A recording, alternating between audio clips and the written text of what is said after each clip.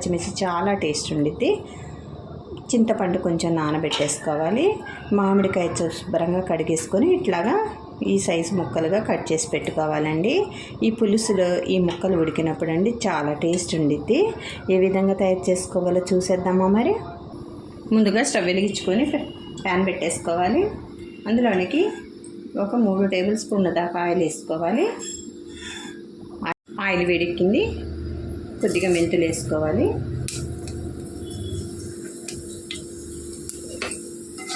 సన్నగా తరిగి పెట్టుకున్న ఉల్లిపాయలు వేసుకోవాలి.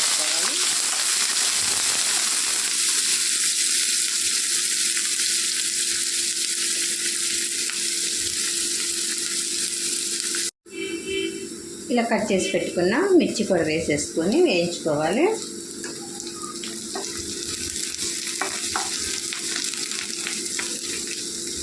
కొద్దిగా కరివేపాకు